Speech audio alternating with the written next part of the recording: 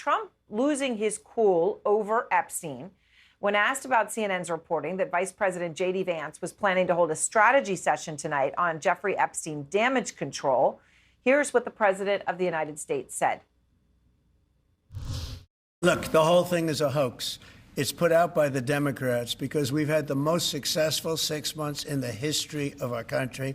And that's just a way of trying to divert attention to something that's total bullshit. Bullshit and it's a hoax. Those are the exact words that he just used there. Of course, the Jeffrey Epstein situation is not bullshit or a hoax, right? There are thousands of girls who were sexually assaulted and abused while underage. That's not BS or a hoax.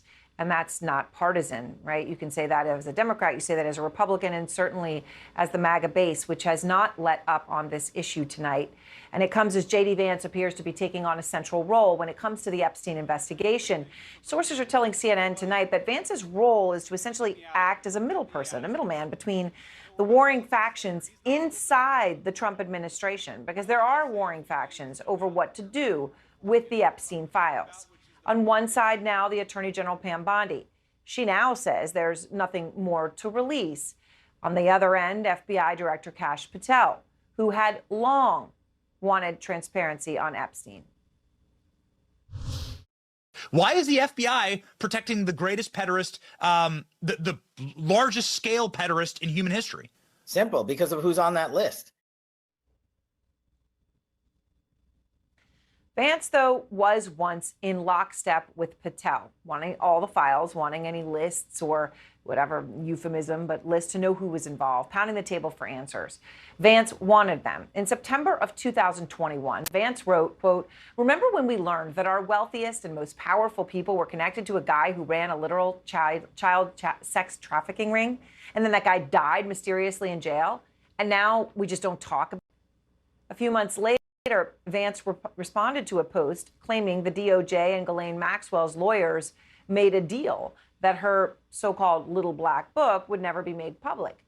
To that, Vance responded, I quote again, "What possible interest would the U.S. government have in keeping Epstein's clients secret?" Oh. And here he is last year, speaking to right-wing podcaster Theo Von. Seriously, we need to release the Epstein list. That is an important thing. Well, it would be important. Now, though, Vance has very little to say publicly about Epstein. Occasionally has tossed some red meat at the MAGA base by blaming the media for Epstein reporting, specifically the Wall Street Journal when they had that birthday book. In fact, Vance's tune, other than being quiet, has changed so much when he has said something that Theo Von has called Vance out. Theo Von actually reposted a clip of that interview with Vance and added, quote, "Yeah, what changed?" And that is a question that many are asking, including Epstein's victims and their families, who obviously know that the Epstein allegations and underage child sex abuse is not hoax or bullshit. In fact, they are increasingly calling out Trump and the administration as they want transparency. Virginia Giuffre's family saying in a statement after Maxwell was suddenly moved to that cushy, lower security prison in a residential neighborhood right after she met with Trump's deputy attorney general, quote, "This move smacks of a cover-up. The victims deserve better." Well, the attorney for another victim, Annie Farmer, who says Epstein and Maxwell assaulted her in 1996, slammed the DOJ for lack of transparency, writing, "It smacks of a cover-up." And Alicia Arden, who claims Epstein assaulted her in 1997, telling NBC News, quote, "There's a cover-up of some kind going on." And of course, people talking about a cover-up because why not put out all the information when for years your team was out there saying this information should be there for everyone to see. Kristen Holmes is out front live outside the White House beginning our coverage this night. Kristen, Trump clearly angry that these questions are not going away about the Epstein case, to kind of lose his cool there and to swear in that room, members of his cabinet, CEO of Apple, all standing there, show a real level of frustration. Yeah, Aaron, that's right. And it's not surprising because what we're hearing is that what we're seeing from Trump publicly is also what's going on behind the scenes, that he doesn't understand why this won't just go away. One of the things that President Trump is good at is essentially avoiding certain stories, letting things die out and moving on. And this just isn't going away now. Of course, as you've mentioned, some of his strongest supporters are the ones who are perpetuating this story, who continue to bring it up and ask for more transparency. But I will tell you that while President Trump wants to not talk about the Epstein files, he gets frustrated with these questions.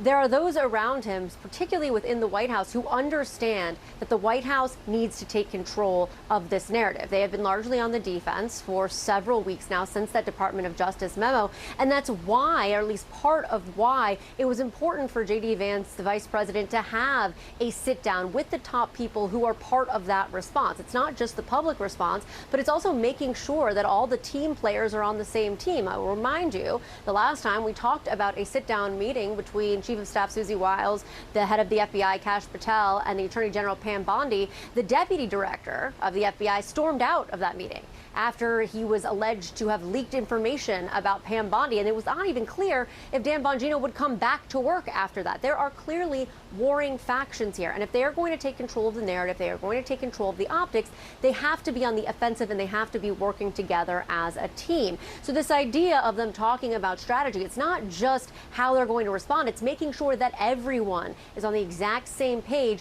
as they do issue their response. And one of the things, of course, we've been reporting is this idea that they are debating and leaning towards releasing at least part of that transcript of the interview with the Deputy Attorney General Todd Blanche and Ghislaine Maxwell. That, of course, is a big decision to make. They're going to want to make sure that all the key players who are going to be held responsible, that includes Kash Patel, Pam Bondi, are aware and on the same page as that information potentially comes out.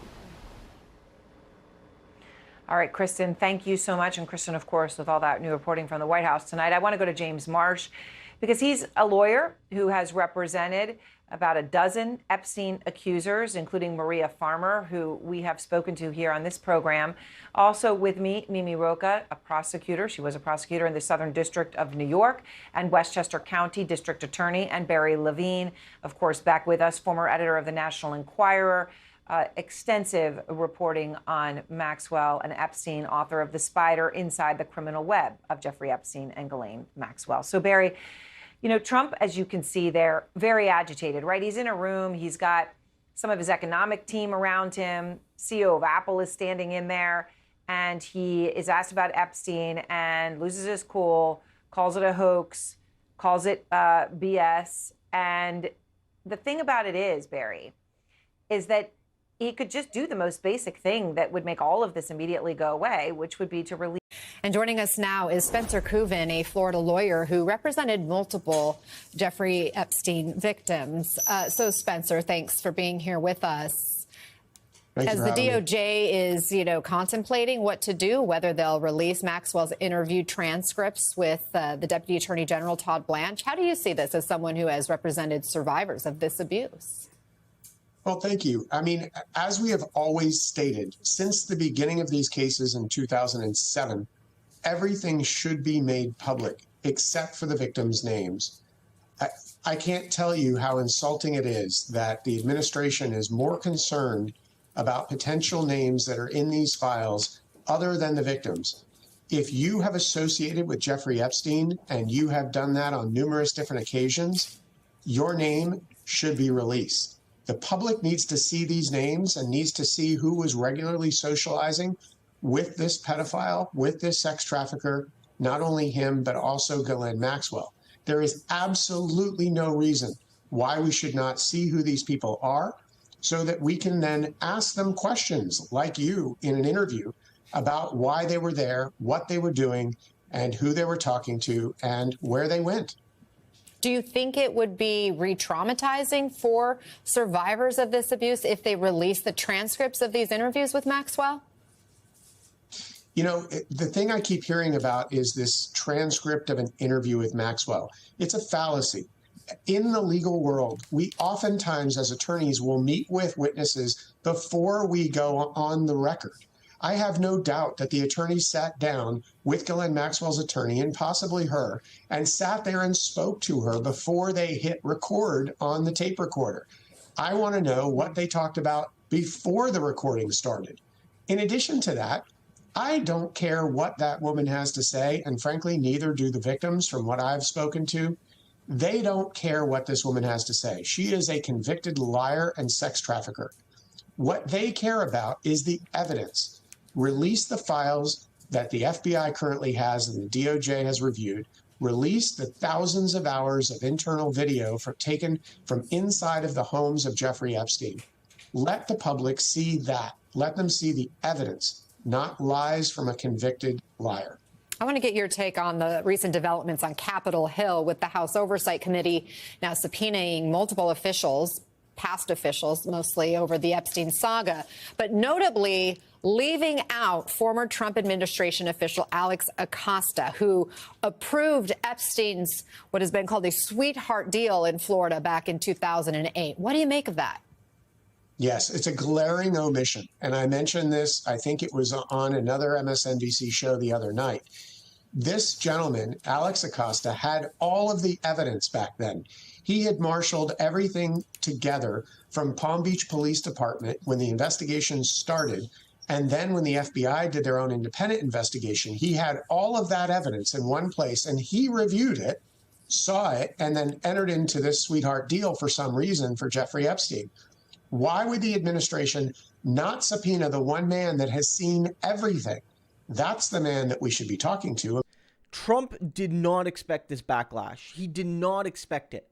And it's going to keep hitting him because this unites everybody. This scandal unites everybody. It unites people that care about women, and it unites people that frankly have been awful to women. Right? Because this story has been so popular on the right, yet a lot of people who fight for women's justice, a lot of feminists, know that this case was primarily Maxwell and Epstein hurting young women and girls, right?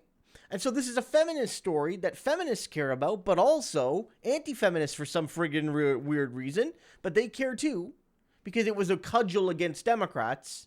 And now, all of a sudden, it's been turned on Trump.